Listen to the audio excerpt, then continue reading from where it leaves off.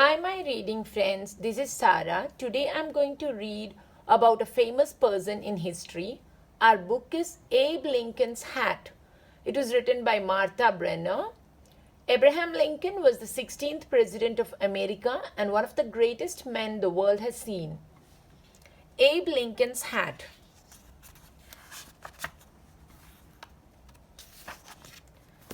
Abe Lincoln didn't have much money, but when he became a lawyer, he wanted to look his best. He bought a long black coat and a tall black hat. You can see him wearing a tall black hat. He's in a hat shop and he has chosen to wear a tall black hat. Every day, Abe wore his hat to his new job. People noticed the tall man in the tall hat. He was friendly to everyone. When they needed a lawyer, they remembered him. Because he was a very good lawyer, the people remembered him. Abe lived in Illinois. His state was mostly wilderness. Then more and more settlers came. They built houses and farms and new towns. Sometimes they didn't get along. There were fights. They argued over land and animals and money. Lawyers like Abe could help people settle their arguments. They could help people get a fair trial in court. See how they are fighting? They are mostly farmers. Abe Lincoln was a smart lawyer. People came to him with all kinds of problems. He helped them all, but he had one problem himself. He forgot to answer letters. He forgot where he put important papers. A good lawyer cannot forget. Abe wanted to be a good lawyer, but he was not a good paper keeper. What could he do? You can see so many papers in his office. He is getting letters from so many people, and there are important documents which he has to keep safely. Abe had an idea. His tall hat. He could push letters deep inside it. He could stuff notes into the leather band. When he took off his hat, the papers would remind him what he had to do. The idea worked most of the time. One day some boys played a trick on Abe. They tied a string across the street. They strung it way up high. Everyone in town could walk under it, everyone except Abe. When Abe walked down the street, the string knocked off his hat. Papers flew everywhere. He bent over to pick them up. The boys ran out of hiding. They jumped all over him. Abe laughed. He was not mad at the boys. He liked a good joke. But the trick did not stop him from carrying papers in his hat. Once a lawyer sent Abe a letter. Abe stuck it in his hat. The next day Abe bought a new hat. He put away his old one. Weeks later the lawyer wrote again. "Why didn't you answer my letter?" Then Abe remembered the letter was still in his old hat.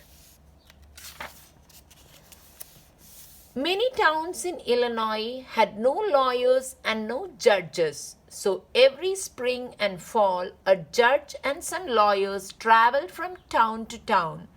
Abe went too. He packed his hat with papers, his checkbox, and a handkerchief. At the head of the parade of lawyers rode the judge. No one could miss him. He weighed over 300 pounds. 2 horses pulled his buggy. He was a very heavy man.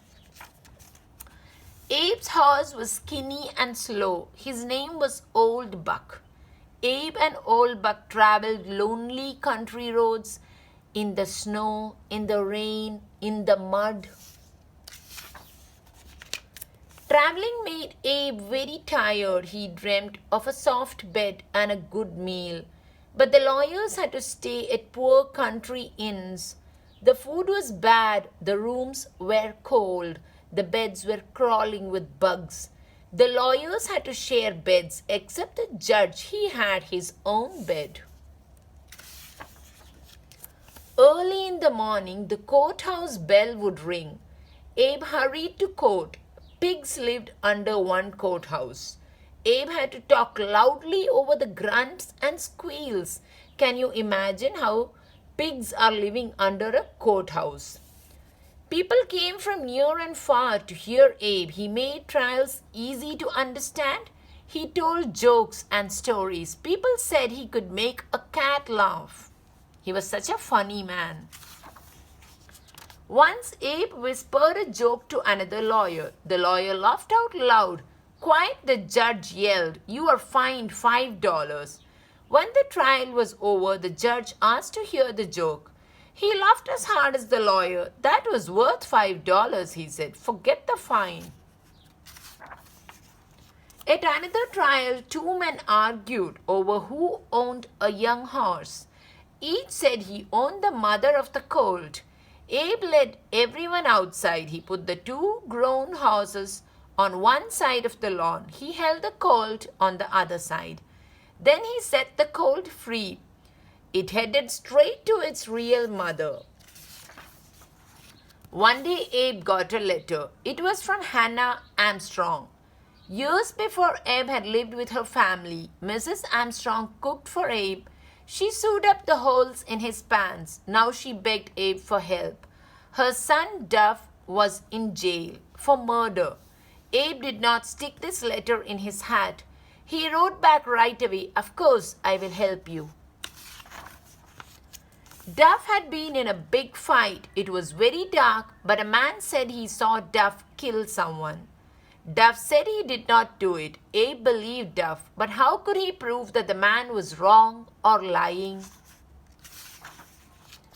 How could you see in the dark? Abe asked the man. The moon was full, the man said. It was as bright as day. Are you sure the moon was full? Abe asked again and again. Yes, the man repeated. Then Abe held up a famous book of facts.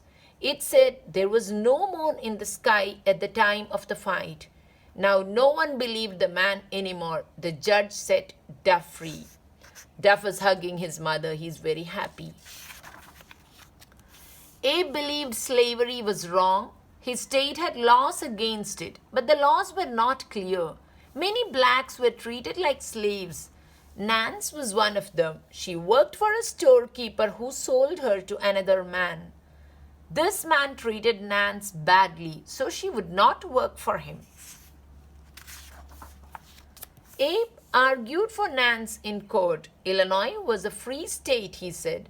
All its people are free, whatever their color.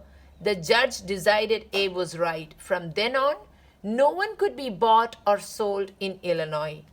Abe had saved Nance, but half the states in America still had slaves. In a few years, there would be new states out west. Abe did not want slavery to spread to these states. See, he is holding up a paper in which a reward is announced for runaway slaves. Abe tried to get elected to the U.S. Senate. If he won, he could make laws to stop slavery. He ran against Stephen Douglas. Douglas argued that each state should decide for itself if it wanted slaves. They gave speeches all over Illinois. Thousands of people heard them. Abe lost the election but became famous. In 1860, Abe ran for president. Stephen Douglas ran too. This time, Abe won. Abe grew a beard for his new job. He took his family to Washington. At every train station, crowds cheered the new president. You can see how the crowds are standing to welcome him. Abe was ready to make his first speech as president. He carried a cane, a tall silk hat, and his speech. He looked for a place to put his hat. Stephen Douglas stepped up. If I can't be president, he said, I can at least hold his hat. Abe Lincoln was a great president. He freed the slaves. He worked for fair laws. He helped unite the nation after a long war. But he never changed his ways. He always kept important papers in his tall hat. This is a picture of a real picture of Abraham Lincoln. Thank you.